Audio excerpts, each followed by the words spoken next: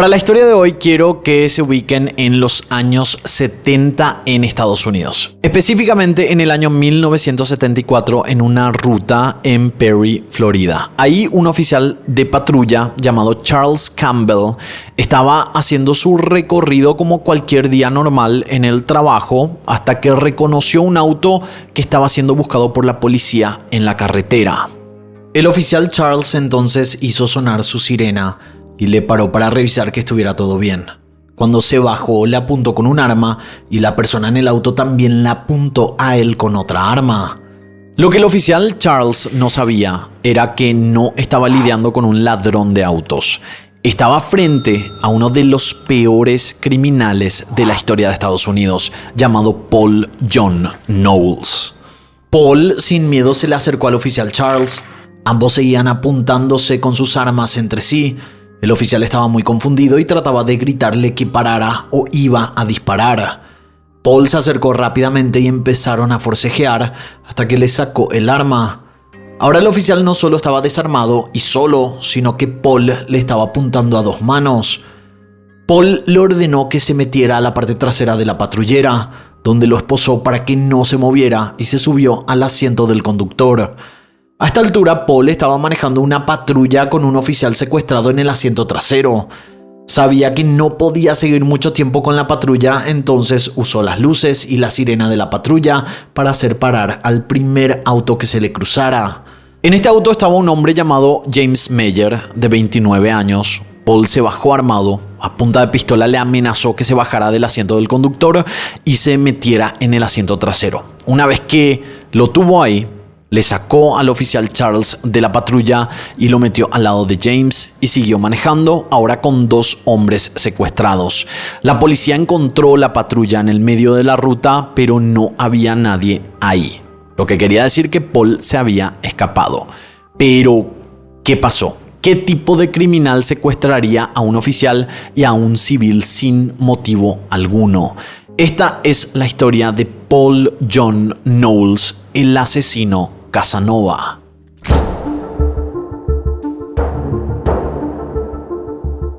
Paul John Knowles nació el 25 de abril de 1946 en Orlando, Florida. Entre paréntesis, lleva mi nombre, yo soy Paul y yo nací el 24 de abril, él nació el 25 de abril, una loca coincidencia. Además es de Tauro, como yo. Desde que nació, su vida ya fue muy difícil. Se cree que Paul tenía 4 hermanos y su familia era muy pobre. El padre de Paul, Thomas, era muy negligente y abusivo físicamente con todos sus hijos.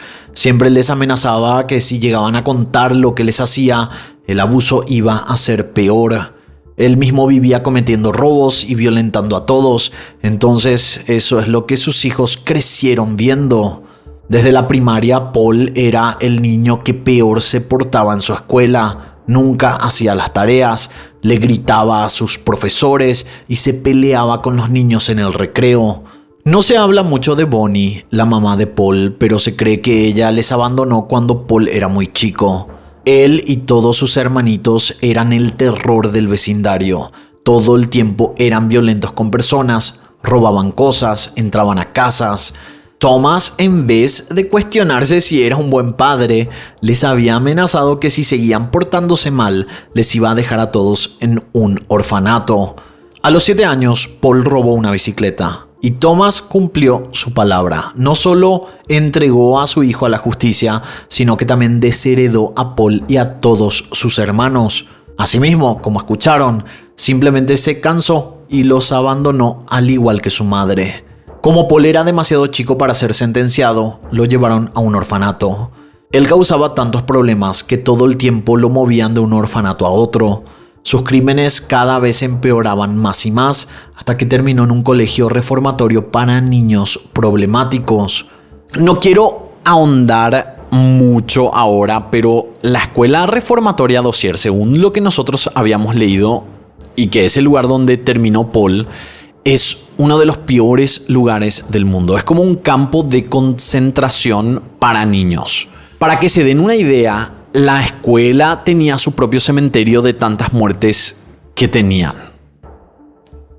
Una locura. Yo creo que inclusive podríamos hacer un caso sobre esta escuela. Si es que les parece, dejen los comentarios acá si es que quieren escuchar más sobre la historia de esta institución. Al salir de la escuela, Paul no solo estaba peor, como se imaginarán, sino que era pobre. Entonces, para ganar plata recurrió a lo que conocía, que era robar. A los 19 años robó su primer auto. Y cuando esto ocurrió, un policía había sido notificado por la radio. De esta manera, el policía se puso a buscar el modelo, el color y al final lo encontró y lo paró en la ruta. Paul entró en pánico, le sacó el arma al oficial y le subió a la parte de atrás del auto. Por 2 horas manejó con el policía amenazado en el asiento trasero hasta que decidió soltarlo. Lo arrestaron y sentenciaron a 10 años en la prisión de Rayford, en Florida. En 1972, ya con 26 años, Paul estaba muy interesado en la astrología. Siempre leía su horóscopo desde la prisión. Paul le mandó un correo a Angela Kovac, una mujer que escribía el horóscopo para una revista, y empezaron a hablar. Esta relación rápidamente se convirtió en un romance por correspondencia, y Angela, que estaba teniendo problemas en su matrimonio, cayó en su seducción. Angela siempre consultaba con una psíquica sobre su vida, y la psíquica le dijo que ella era un ángel salvador para alguien. Y eso es justamente lo que Paul le decía a ella en las cartas, que ella era su ángel salvador. Ella tomó esto como una señal y usó todos sus ahorros para conseguirle un abogado a Paul. Durante este proceso, Angela lo llegó a visitar en prisión, y Paul, enamorado, le pidió matrimonio en la primera visita. Sheldon Javits, el abogado que Angela consiguió, logró sacarle de prisión con la condición de que Paul consiguiera trabajo e iniciara una nueva vida con Angela en San Francisco. Angela le consiguió trabajo, entonces Paul se convirtió en un hombre comprometido y libre. Pero acuérdense de este hombre, del abogado, de Sheldon, porque después va a ser importante.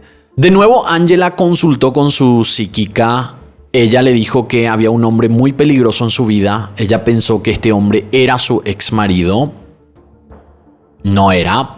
No se entiende cómo pudo haber pensado que era su ex marido, siendo que estaba de novia con un hombre que acababa de salir de la cárcel por secuestrar a un policía. Pero bueno, Angela entonces le echó a su ex marido de su casa y le pagó un vuelo a Paul para que se fuera junto a ella a San Francisco. Cuando él llegó, había algo que no le cerraba. Ella decía que tenía un aura oscura que le daba miedo y Paul no mostraba interés alguno en trabajar ni proveer para ella como le había prometido en sus cartas.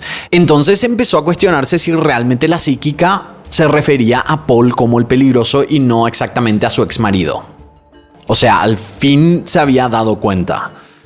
Después de solo 4 días de convivir, Angela compró un boleto para que Paul volviera a Florida y canceló el compromiso días antes de la boda y volvió con su ex marido.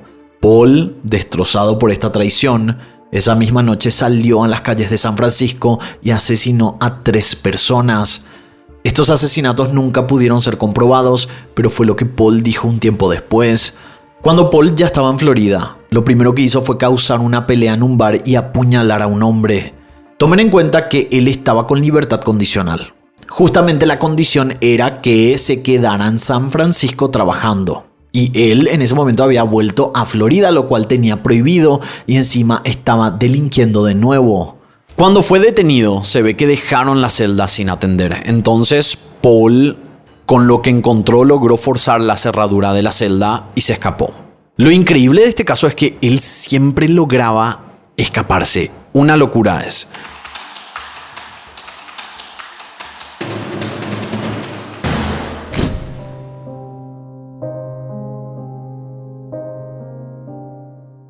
Bueno, acá voy a tener que poner una línea de tiempo para que no nos perdamos.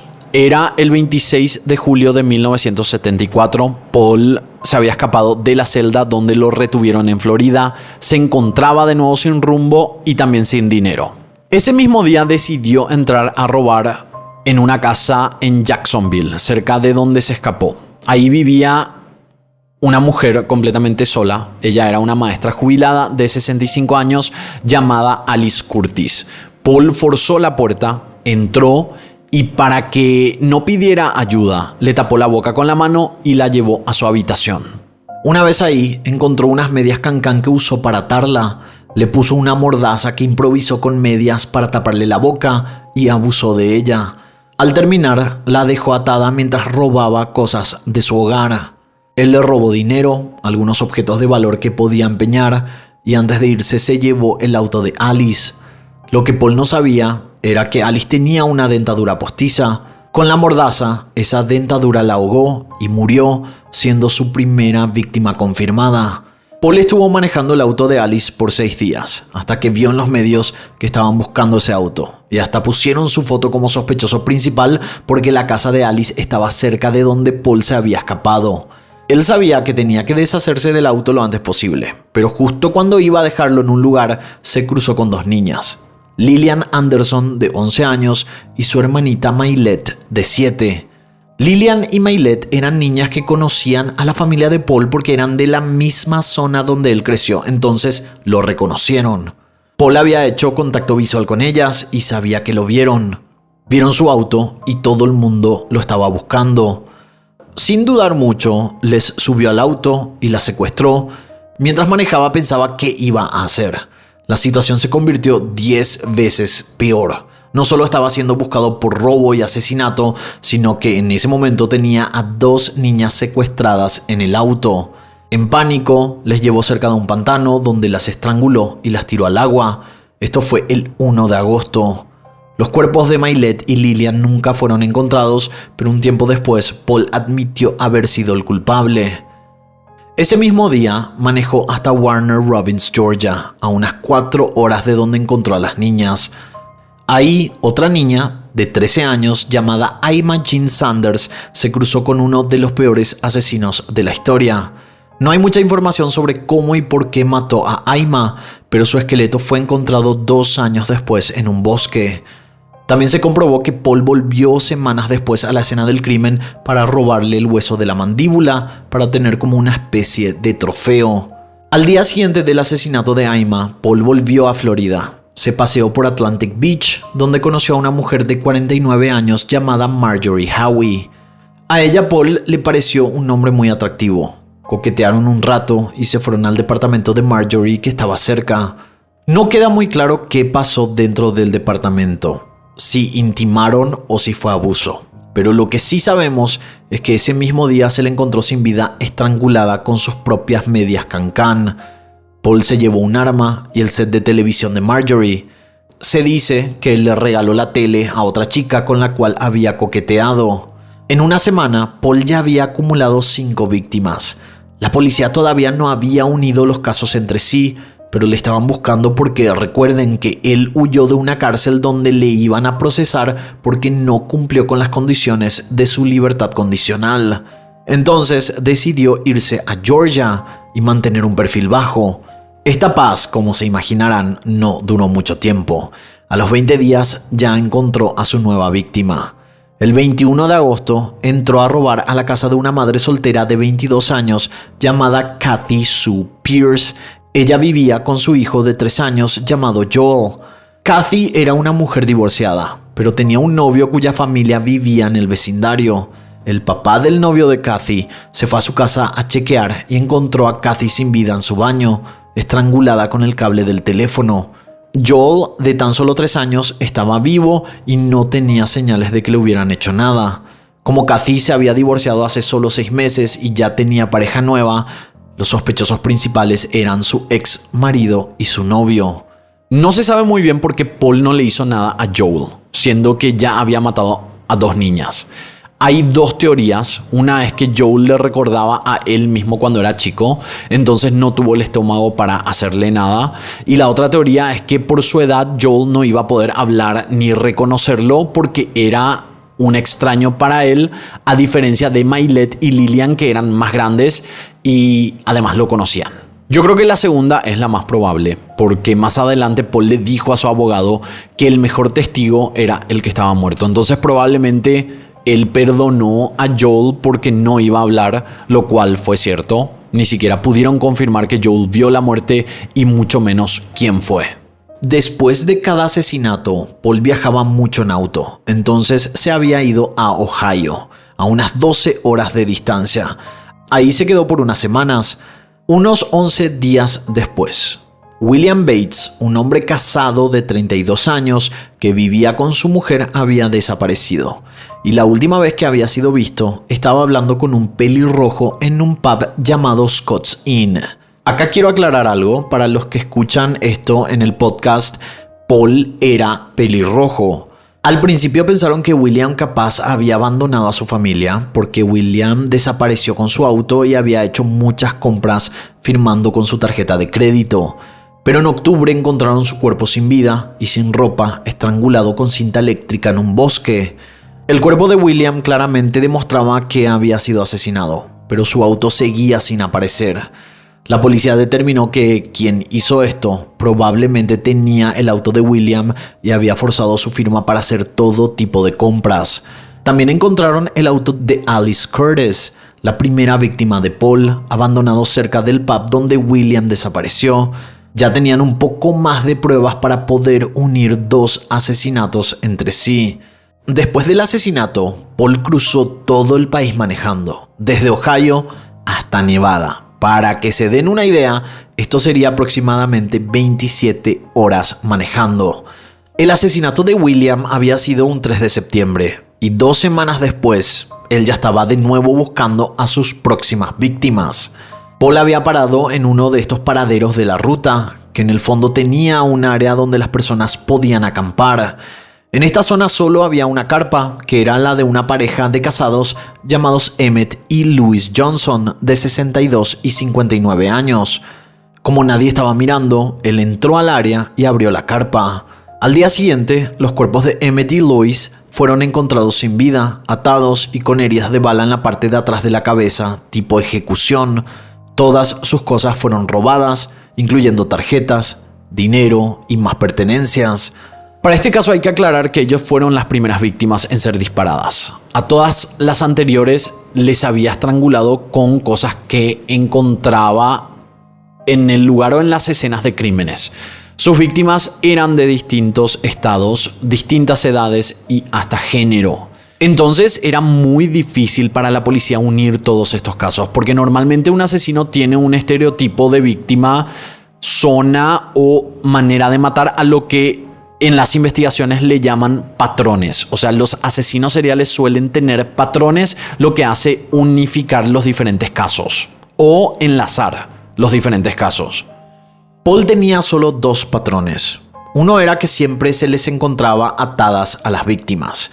Y lo segundo, que siempre después de asesinar manejaba súper lejos del lugar, que es lo que hizo de nuevo. Manejó más de 22 horas desde Nevada hasta Texas. El 21 de septiembre, Charlene Hicks, una mujer viuda de 42 años, estaba manejando su moto a una competencia de cocina para apoyar a su familia y amigos. Durante este viaje su moto se averió en plena ruta, entonces ella se bajó a hacer señas para que alguien la ayudara. Es ahí cuando se cruzó con Paul John Knowles. El cuerpo de Charlene fue encontrado 3 días después. Atado, ella había sido abusada y estrangulada con unas medias cancán y una tela blanca en el cuello. Paul de nuevo huyó de Texas, manejando unas 12 horas hasta Birmingham, Alabama. En Birmingham conoció a una cosmetóloga llamada Anne Jean Dawson, de 49 años. Este caso es de los más raros, porque Anne viajó unos 6 días con Paul. No queda claro si es que Paul la había secuestrado o ella viajó con él de manera voluntaria, pero ella pagó por muchas cosas durante el camino y esto se comprobó porque ella firmó varios pagos. El 29 de septiembre, Paul la asesinó y la tiró al río Mississippi. Por mucho tiempo no se supo nada de ella, pero 3 años después, 2 cazadores encontraron sus restos en el Mississippi. Nuevamente, Paul manejó de un estado al otro. Yo sé que esto puede cansar de tantos viajes que hizo esta persona porque realmente se recorrió el país, pero lo que sí es que terminó en Connecticut después de viajar 2 semanas. Sin dinero, decidió entrar a la primera casa que vio. Era la casa de Karen Wine, una mujer divorciada de 35 años y su hija Dawn de 16. Cuando Paul entró, Dawn estaba sola en la casa. Él abusó de ella, la ató y la estranguló. Después de eso, mientras buscaban la casa para ver qué podía robar, Llegó Karen del trabajo y lastimosamente sufrió el mismo destino que su hija. En esta casa Paul robó una grabadora, cintas de música y cintas vírgenes con las cuales podía grabar. Solo 2 días después de estos asesinatos, él ya estaba en Virginia entrando a la casa de otra pareja. Cuando entró, estaba Doris Hosey, de 53 años, completamente sola. Él la obligó a sacar el arma de su marido de su estuche y le disparó con eso. Su cuerpo fue encontrado al lado del arma. Se cree que dejó el arma tirada para que pareciera una autoeliminación, pero esto no funcionó porque robó tarjetas de crédito y dinero, entonces era obvio que alguien había entrado. Paul decidió entonces volver hacia Florida, de donde era originalmente. Y hacia la zona de Key West vio a 2 chicas haciendo dedo en la ruta y se ofreció a llevarlas. Las chicas estaban en la parte de atrás de su auto cuando la policía los paró por algún tipo de regla de tránsito que no cumplió.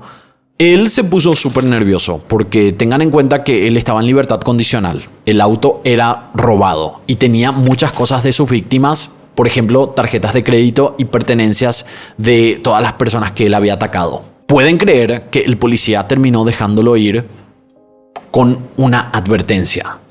Él estaba muy nervioso, pero sabía que no podía desquitarse con las chicas porque la policía les había visto. Entonces estas 2 chicas se salvaron, él las dejó en Miami como él les había prometido y siguió su camino.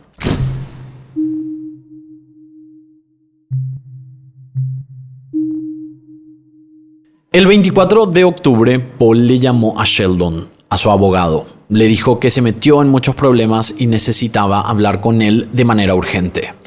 Cuando Sheldon llegó al bar del University Inn en Miami, Paul le dijo lo siguiente: atájate porque tengo una confesión para vos, soy un asesino serial. Sheldon le preguntó por qué mató a tantas personas y Paul le dijo que el único testigo bueno, como habíamos mencionado hace rato, era un testigo muerto. Acá quiero hacer la aclaración de que Sheldon le había visto hace muy poco a Paul, cuando salió de la cárcel. Hacían solo 3 meses. Todo esto que les conté fue desde finales de julio a octubre nada más. Sheldon le recomendó que se entregara a la policía y que él lo iba a ayudar con su caso. Pero Paul no quería hacer eso. Él quería que su muerte fuera icónica. Quería ser famoso como Bonnie y Clyde. Entonces Sheldon le dijo que grabara sus confesiones, lo cual Paul hizo con la grabadora que robó de su víctima Karen y le entregó las cintas, con la condición de que solo liberara las cintas una vez que él estuviera muerto. Después de esta conversación, Paul volvió a la ruta, ahora rumbo a Georgia. Compró otra grabadora y cintas con la plata que había robado y continuó su diario para agregar a las víctimas nuevas a medida que las iba matando. Ahora ya vamos al 2 de noviembre. En esa fecha desaparecieron 2 personas que estaban haciendo dedo. Una de ellas era Edward Hillard, de 23 años, y la otra persona era Debbie Griffin, de 20. Se sospecha que Paul pudo haber tenido algo que ver. Sus cuerpos fueron encontrados 1 año después en 2 lugares distintos dentro de Georgia. El cuerpo de Edward se encontró en un bosque cerca de donde estaban haciendo dedo, pero el de Debbie fue encontrado en Crawford County, a unos 40 minutos del cuerpo de Edward. Fue raro que Paul hubiera dejado ambos cuerpos en lugares distintos. No era normal en su modus operandi. Capaz se quería deshacer rápido de Edward para hacer más cosas con Debbie. Ya saben a lo que me refiero. Estando por la zona, el 4 de noviembre, Paul conoció a un hombre de 45 años llamado Carswell Carr. Se dice que Paul y Carswell tuvieron un amorío porque Carswell lo había invitado a pasar la noche en su casa. Paul en un momento ató a Carswell con una taza de la cortina. Al parecer esto fue consentido. En el medio de esto, Paul se fue a la cocina y cuando volvió tenía una tijera en sus manos y una cara totalmente distinta. Paul lo atacó con la tijera unas 27 veces. Lo único que lo hizo parar fue que se le había roto la tijera de tanta fuerza que usó. Después de esto, Paul se había subido a la parte de arriba de la casa, donde él sabía que estaba la hija de 15 años de Carswell, llamada Amanda. No queda muy claro dónde estaba su mamá, pero lo que sí, Paul forzó la puerta, entró y ató a Amanda a su cama. Encontró unas medias cancán que tenía cerca, las metió hasta el fondo en su garganta y se sentó a mirarla mientras se ahogaba. Él intentó hacer cosas íntimas con su cuerpo sin vida, pero no pudo. Es llamativo que él hubiera matado de manera tan violenta a Carswell, porque no solía ensañarse tanto. Paul tenía problemas con aceptar su sexualidad, entonces probablemente por eso lo resintió tanto a Carswell. No se habló nunca de la mamá de Amanda, pero cuando Paul terminó con la vida de ambos, se quedó a robar todo lo que encontraba, hasta se cortó la barba, le robó la ropa y la identificación de Carswell, probablemente para poder sacar dinero con su tarjeta de crédito. Con esta nueva identidad, Paul huyó de la escena y para cambiar un poco su rutina se hospedó en el Holiday Inn de Atlanta. Normalmente Paul se hospedaba en moteles baratitos en las rutas para que nadie lo reconociera. Pero a esta altura yo creo que él ya se sentía que se le estaba acabando el tiempo, entonces decidió darse un gustito con la plata de Carswell. En la habitación del hotel se arregló, se puso el traje de Carswell y bajó al bar donde conoció a una periodista británica de 45 años llamada Sandy Fox. Paul le atrajo mucho a Sandy. Era un hombre carismático y muy bien arreglado. Él se presentó a ella con un nombre falso, como Daryl. Le invitó a una cita. Al comienzo ella estaba un poco cerrada, pero al final le convenció. La cita fue tan bien que le invitó a su habitación del hotel. A Paul parece que le interesaba mucho que Sandy era periodista. Constantemente le decía que él tenía información que en algún momento lo iba a hacer famoso, que él iba a morir pronto, que no sabía si en 2 días o 2 meses, pero pronto. Esto obviamente confundió a Sandy. Le pareció un hombre medio raro, pero siguió pasando tiempo con él. Sandy le contó que se iba a ir a Miami y Paul le dijo que él podía llevarla porque él también se iba hacia allá, entonces se fueron juntos. Cuando llegaron a Miami, Sandy le presentó a un par de colegas periodistas y después le dijo a Paul que ya no podían verse, que tenía mucho trabajo que hacer antes de volver a Londres. No sabemos muy bien cuánto duró todo esto, si fue 2 o 6 días, pero este pequeño romance se había acabado.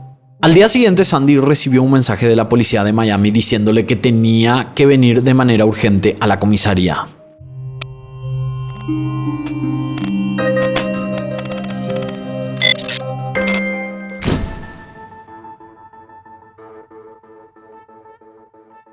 Sandy pensó que a Paul le había pasado algo. Pero cuando llegó a la comisaría, se encontró con una de las colegas que ella le había presentado a Paul. Los detectives le preguntaron si conocía a una chica llamada Susan Mackenzie y ella dijo que sí porque era su colega de periodismo. Ellos le contaron que ella se había quedado hablando con Paul y que él se ofreció a llevarle un turno de peluquería que tenía esa tarde. Ella aceptó porque pensó que era amigo de Sandy. En el camino, él se desvió y paró, se dio la vuelta y le demandó tener relaciones mientras le apuntaba en la cabeza con un arma. Susan logró escapar y salió corriendo a la ruta donde había demasiados testigos. Paul ya no pudo perseguirla, entonces huyó. A Susan no le pasó nada, pero ella le dio mucha información a la policía. Si bien él le dio un nombre falso, ella tenía todas las especificaciones del auto donde andaba. La policía lanzó una alerta sobre ese auto y como Paul siempre huía manejando, no tardaron en encontrarlo y pararlo. Cuando una patrulla le hizo la señal de pare, Paul paró el auto, pero cuando ellos se bajaron para tomarle los datos, sacó un arma y empezó a disparar. Los oficiales corrieron para cubrirse. Luego trataron nuevamente de acercarse al auto, llamaron a refuerzos, pero cuando pudieron estar más cerca, Paul ya se había subido de nuevo a su vehículo y huyó. Lo habían perdido. Paul manejó unos 3 kilómetros, dejó el auto y continuó huyendo a pie. El 14 de noviembre, Paul entró a la casa de las gemelas Beverly y Barbara Maybe. Como Beverly tenía parálisis cerebral y estaba en silla de ruedas, Barbara trabajaba para mantenerla a ella y a su hijo de 6 años, llamado Dale. Barbara salió de su trabajo, pasó a buscar a su hijo de la escuela y cuando llegaron a su casa, Dale entró a buscar a su tía y Barbara escuchó un grito: «No te des la vuelta o disparo». Ella con el shock se dio la vuelta y ahí estaba Paul apuntándole a la cabeza. Dale volvió de la habitación y le dijo a su mamá que su tía Beverly estaba en la cama sangrando. Paul llevó a Bárbara a la pieza, donde vio a su gemela atada en su cama sin ropa, con sangre saliendo de la boca. Bárbara le preguntó si abusó de su gemela y él le dijo que intentó pero que no pudo, que iba a llevarse a Dale y ella le dijo que dejara a su hijo y que la llevara a ella. Fue así como Bárbara se subió a su propio auto con Paul manejando mientras le apuntaba en la cabeza. Durante todo el viaje Paul cambiaba la radio de estación para ver si es que estaban hablando de él. Pero esto no pasaba, nadie estaba hablando de él, lo cual le ponía más nervioso. Bárbara entonces analizó que ese narcisismo significaba que tenía que conquistarlo, como para salvar su vida.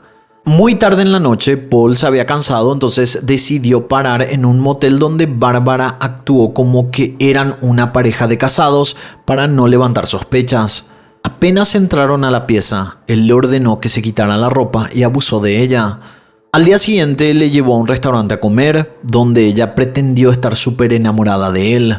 Después volvieron al motel, él la ató, le puso una mordaza para que no gritara, abusó de nuevo de ella y le dejó atada para ir a hacer una llamada. Cuando volvió, a eso de la 1 de la mañana, se dio cuenta que dejó la llave adentro, no podía entrar, y como Bárbara estaba atada, tampoco podía abrirle. Entonces, a través de la ventana, le dijo a Bárbara que sabía que no podía hablar, pero que se iba a ir y que la amaba mucho. Después de un tiempo, Bárbara logró liberar su boca y de esa manera gritó para pedir ayuda. Fue así que la socorrieron y sobrevivió esos 2 días con un asesino. Ahora la policía estaba buscando el auto de Bárbara que Paul había llevado. Esa misma noche la policía encontró el auto anterior que él tenía, el que abandonó después del tiroteo con la policía. Y en ese auto Paul dejó un testamento que escribió con la ayuda de su abogado con su nombre y datos completos. Sabían perfectamente a quién estaban buscando. Con esta información le mostraron la foto a Beverly y ella les confirmó que ese era el hombre que él había atado y que secuestró a su hermana. También se dieron cuenta que ese auto era el auto robado de William Bates, el hombre que había sido encontrado asesinado hacía poco tiempo, lo que significaba que oficialmente estaban buscando a un asesino serial, que para ese momento pensaban que todos estos casos eran casos individuales, independientes, pero al unir todas estas fichas, todo este rompecabezas, se dieron cuenta que era un asesino serial. Ahora volvamos al comienzo de este video. En la ruta de Perry, Florida, el oficial de patrulla llamado Charles Campbell reconoció el auto de Paul, entonces lo paró y cuando se bajó, no van a creer lo que pasó porque este caso tiene miles de giros. Cuando el policía le apuntó con el arma, Paul también le apuntó con su arma. Se acercó a él y le forcejeó hasta que logró sacarle el arma al oficial. Le apuntó al policía y le metió al asiento trasero del auto. Una vez ahí le puso las esposas en el auto para que no pudiera moverse y se puso a manejar la patrulla. A esta altura, Paul estaba huyendo de la policía en una patrulla con un policía secuestrado. Una locura. Él sabía que tenía que deshacerse del auto de Bárbara, pero tampoco podía seguir en una patrulla porque no era tan discreta que digamos. Entonces usó las luces y la sirena de la patrulla para parar a un auto que estaba enfrente. Este auto era el de James Meyer, de 29 años. Paul se bajó armado, le obligó a James a meterse a la parte de atrás de su propio vehículo, metió al oficial Charles en el mismo auto y se fue con ambos, dejando la patrulla abandonada en la ruta. Muchos vieron lo que había pasado, había muchos testigos porque era una ruta súper transitada. Pero recordemos que eran los años 70 y estaban en plena ruta, entonces no podían llamar desde ahí. Cuando los testigos llegaron a una línea de teléfono, nosotros en Paraguay le llamamos línea baja, que es la de los teléfonos no celulares, los teléfonos de la casa, para llamar a la policía y denunciar, ya había pasado demasiado tiempo. Paul había huido otra vez. Paul se fue hacia Georgia, paró en un bosque donde les posó al oficial Charles y a James en un árbol y les disparó a ambos. Retomó su viaje en ruta, se volvió a cruzar con la policía y empezó otra persecución. Ese oficial alertó a otros patrulleros que estaban más adelante para que bloquearan el paso. A esta altura estamos hablando de aproximadamente 3 patrullas persiguiéndolo. Paul estaba manejando tan rápido que perdió el control del auto y chocó contra una patrulla, lastimando al policía que estaba dentro. Paul entonces dejó el auto chocado y se fue corriendo.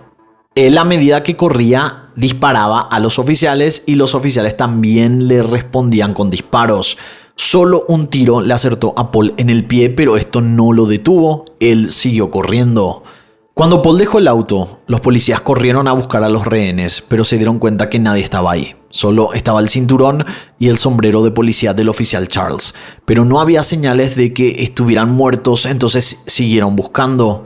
A esta altura, la persecución era multitudinaria. A Paul le seguían perros policías, patrullas, los policías a pie y hasta helicópteros.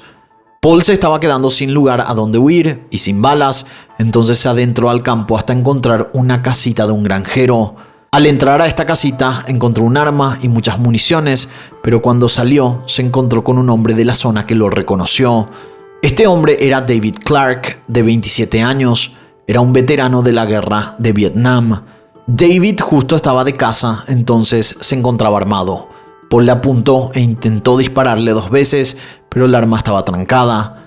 David entonces le apuntó con su arma, lo sometió y lo llevó hasta la casa más cercana, donde llamó a la policía y se quedó forcejeando con él hasta que llegaron. Finalmente, de esta manera, lo atraparon. Y la verdad que esto se pone estresante. Después de 5 meses de matanza y persecución, al fin lo habían atrapado.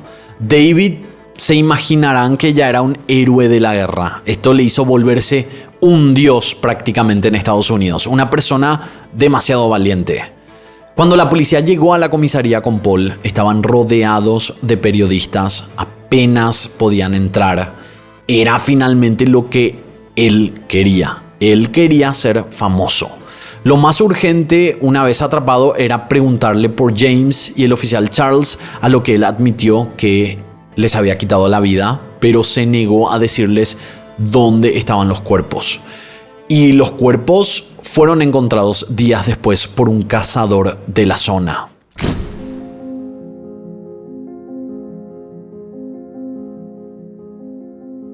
Por días Paul fue interrogado por todo tipo de especialistas, pero se negaba a colaborar hasta que después de horas de interrogatorio les dijo que su abogado tenía cintas con su legado. No les quiero aburrir con lo que fue toda esta pelea legal, pero básicamente la policía le pidió al abogado Sheldon que entregara las cintas. Él se negó, lo apresaron para presionarlo y este de nuevo se negó. Por semanas le preguntaron a Paul cuántas personas había matado, hasta que finalmente un día subió la mano y con su dedo trazó en su palma de la mano el número 18. 2 días después hizo lo mismo, pero ahora con el número 35. Hizo algo así. Esperen, voy a dejar el micrófono y les voy a mostrar.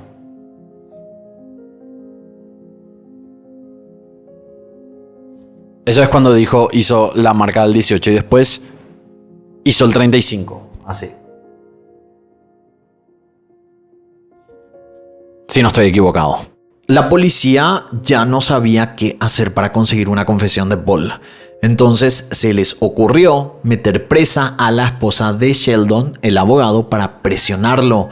Y es ahí cuando Sheldon finalmente cedió y les dio las cintas. Para este caso tengo que decir que el motivo por el cual Sheldon no quería dar las cintas no era porque era muy leal a Paul, sino que a nivel legal él tenía el derecho a la confidencialidad entre abogado y cliente y no quería perder el prestigio. Este caso era un caso muy sonado y su reputación como abogado estaba en juego, por eso se resistió tanto. Cuando escucharon las cintas pudieron ir uniendo los puntos. Casi toda la historia que les conté viene del mismo Paul John Knowles. Él contó su propia historia en una especie de diario grabado.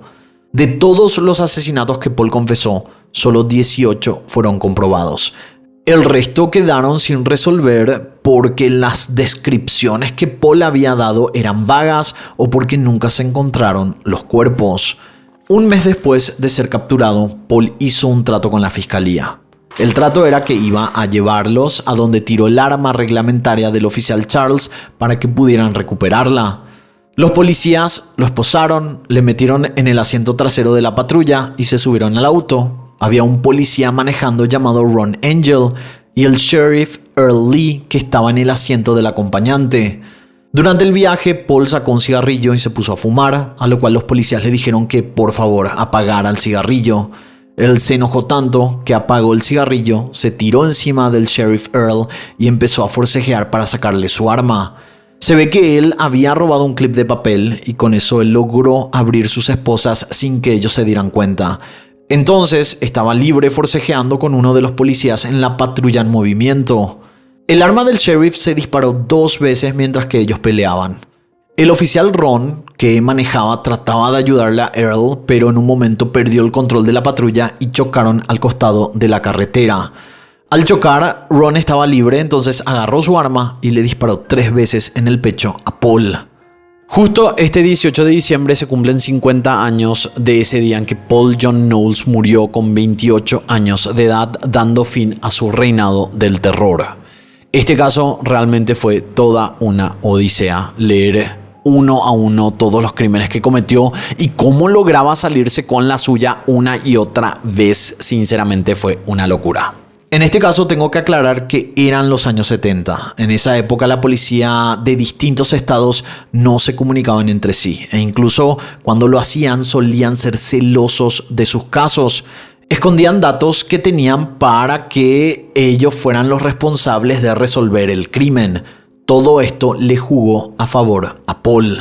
Por favor, díganme en los comentarios qué les pareció este caso. Siempre me encanta escuchar sus opiniones. ¿Piensan que Paul no yo, obviamente, del criminal que estamos hablando, se convirtió en asesino por todos los problemas que tuvo durante su infancia? ¿O piensan que ya nació con una psicopatía que lo llevó a cometer todos estos asesinatos?